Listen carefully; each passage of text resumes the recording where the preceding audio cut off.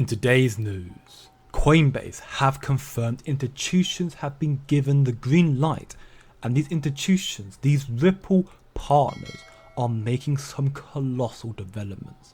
Our first headline comes in this post from High Vibe, where we can hear Kristalina Georgieva, the managing director of the International Monetary Fund, the IMF, who is a known Ripple partner, call for a unified ledger for faster payments. Let's take a listen. We are advocating to think about this world of digital money as a global public good. And in a recent discussion in Zurich, where we both were, what we advocated for is to have a public platform. So when protocols are agreed, this public platform can connect different CBDCs. There can be interoperability. The same way you would transfer euros from one country to another, you do it using CBDCs. Now, the reason why this is such a significant announcement is because the Bank for International Settlements, the BIS, another Ripple partner, has recently announced Project Agora and how this project unified ledger is actually better than SWIFT. And you're familiar with SWIFT, probably. But the settlement is done separately through the bookkeeping operations along the chain of financial intermediaries. But if we have the unified ledger that have both central bank money and commercial bank deposits all on the same platform, we can have all of those transactions take place instantaneously at the same time. This is a colossal, huge announcement, especially for Ripple and XRP due to their connection to the BIS and this project. I made a video yesterday titled the $14 trillion XRP takeover, which covered Ripple's connection to this Project Agora, the fact that every bank in this project is a known Ripple partner. So definitely go check it out if you haven't done so already, and more importantly, this therefore confirms that Ripple and their partnerships and what they are developing is better than SWIFT, and therefore will replace SWIFT in the near future.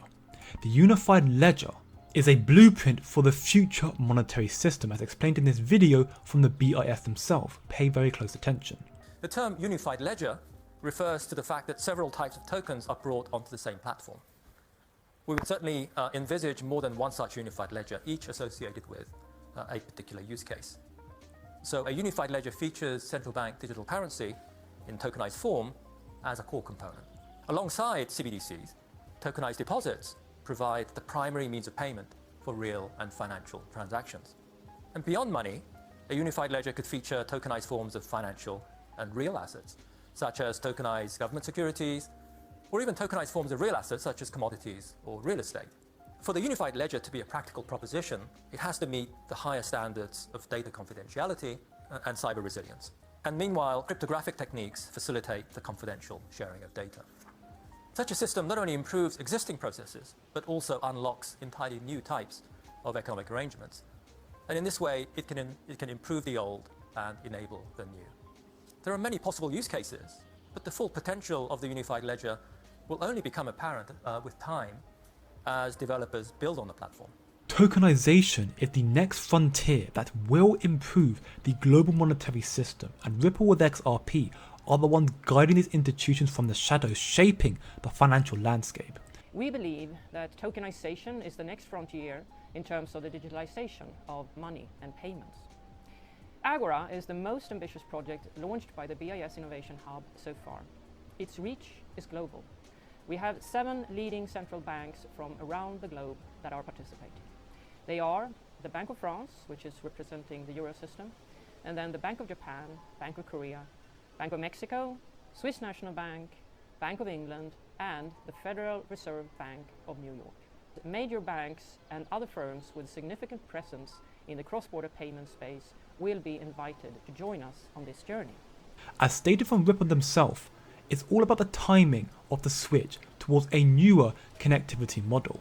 Ripple are ready, and they have been for a while now. They are waiting for the right time to flip that switch and take over, sending XRP's price to the moon. And to prove to you just how ready they are, there's the Token 2049 event in Dubai with Zodia Market, who are in partnership with Ripple, where they're going to be exploring the United Arab Emirates digital asset surge and global payment trends. It's all about tokenization, regulations, and cross-border transactions. And worth note as well that the UAE is a recent BRICS member, so that's a huge deal for Ripple to be in such deep connections with them. And again, the BRICS, a growing global alliance that's taking over the world. And better still, Ripple's connections are not just single to Dubai, it is all around the world, even in America, where Gary Gensler has been trying to stifle Ripple's innovation for years now. As you can see in this post from Smoke, one of America's largest banks are mentioned to meet the demands of the systematically important bank like the Bank of America. Ripple's solution would have to scale to hundreds of thousands of transactions per second, and this was a design from the onset, scalability, which is why the Bank of America are partnered with Ripple. They are one of 500 partners and growing. Ripple have over 500 partnerships.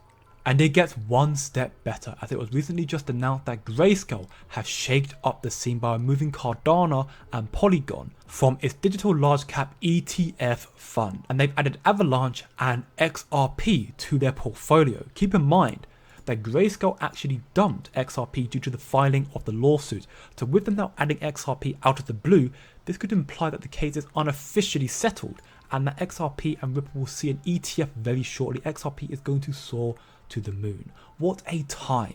What a time to be in crypto. What a bullish opportunity we have right now. Ripple is going to replace Swift. XRP is going to explode in value and much higher than you can imagine, as institutions have been given the green light, which is confirmed from Coinbase in this interview. So over the last 20 years, new markets have been created and adopted by institutions. We're talking about FX, treasuries, credit, EM, commodities, derivatives, structured products, and so on. Typically, it takes around 3 to 5 years before clients and their banking and trading partners all adopt a new vertical. But in 2021, crypto markets compacted a 5-year into a 1-year cycle. The end of 2020 kicked off an institutional onboarding year in 2021 as traditional finance participants started to engage in crypto ecosystem in earnest. Institutional clients volumes basically 10x as they traded $1.1 trillion in volume in cryptocurrency on Coinbase, up from $120 billion the year before. Every type of institutional investors have been very much involved in 2021, and each for their own reasons. I would say asset managers, who are the gatekeepers of roughly 200 trillions of capital. Their investment mandates and fiduciary duties are unfortunately requiring much longer due diligence. So adoption is taking time with this group. And it's, however, a question of when, not if. And at Coinbase, being a publicly listed company, we're playing a huge role thanks to a very robust suite of products and services for this macro segment. Thanks for watching, and I'll see you in the next one.